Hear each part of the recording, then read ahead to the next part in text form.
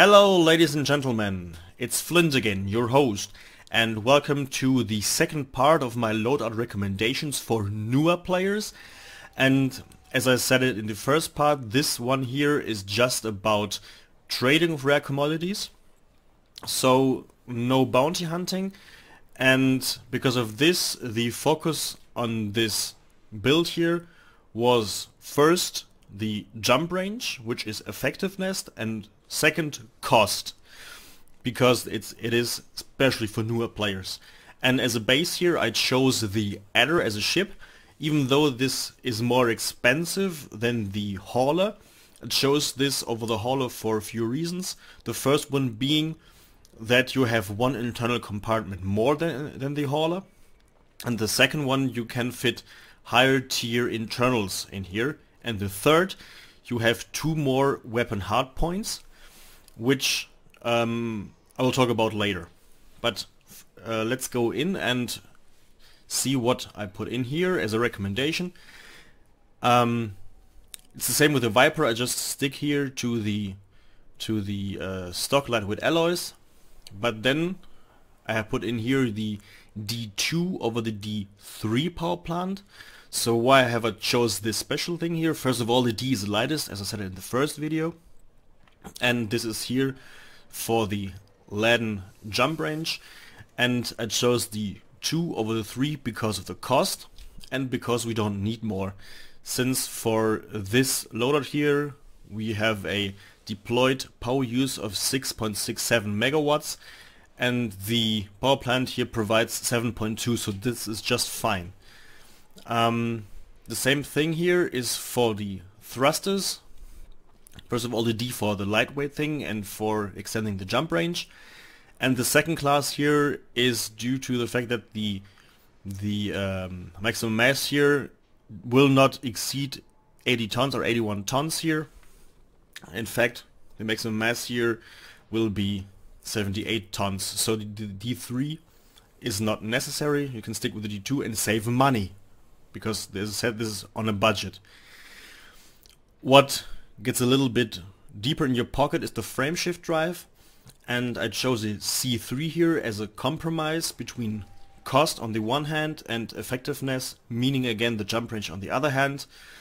Since you want to have as big as possible jump range, you need higher tier frame shift drives, because the effective range for this rare commodity trading is 100 to 150 light years. Better 130 to 150 light years, and the longer you can jump, of course, or the further you can jump, of course, the lesser jumps you have to make and the more profit you get per time unit, so to speak. So I chose here the C3, which sets you back like 56,000 credits, which is okay, I think. You can of course choose a B3, but this is 170,000, or even an A3, but this is 500,000 credits, and it's not something I would put in this build with the on a budget label on it. So then again, life support and power distributor, just D classes here. The only thing I chose the D2 here over my maybe a D1 is the higher shield recharge rate, which we can use when we're interdicted and we need to survive as long as the frame shift needs to first cool down and then to engage again. So this is kind of in the direction of survivability. The sensors here, again D, we don't need a huge amount of scanning when we're just flying from one system to another to do trading. So just stay with the D to have the lightest and extend the laden jump range. Then here we have the stock fuel tank of 8 tons, and this is one argument against the hauler, because the hauler has only 4, so you have also a bigger fuel compartment here. And then the most important thing here for the trading aspect is that we have 16 tons of cargo.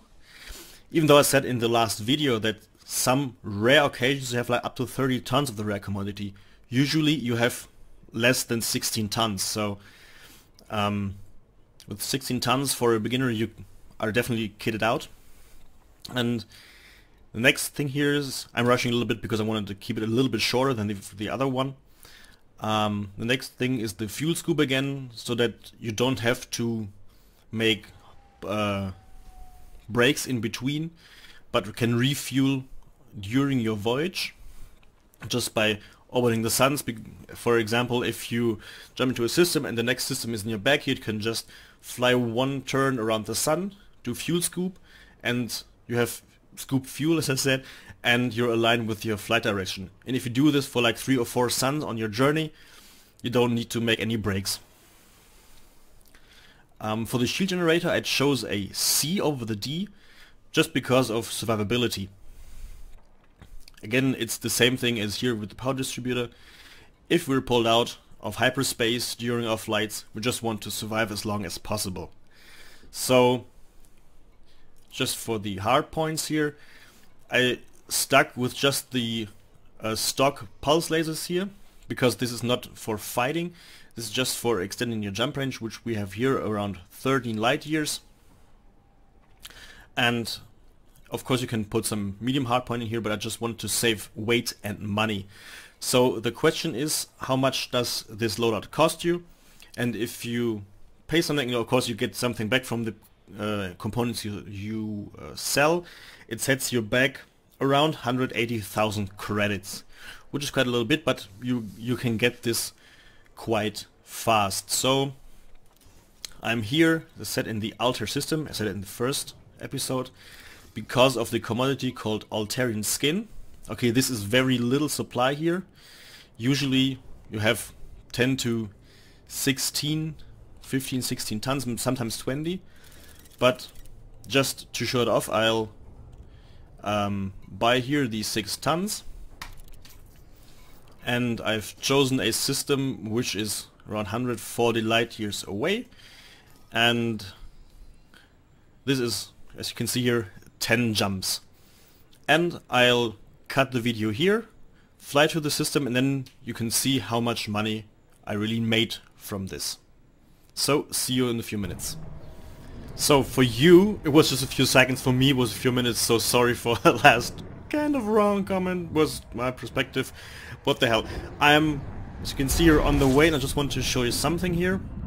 And you see by the little indicator on the top left of the radar that the alignment of the next system I have to jump to is behind. So what I wanted to show you is what I said during the loadout screen. I can use this to just fly around the sun here a little bit, align myself with the direction, and scoop the fuel to neglect the need of breaks during the journey. And if you do this for the first few runs, or let's say for the first few systems you drop in, you don't need to make breaks. So just as a quick tip, and I'll see you guys when I'm at the target system. Make it so.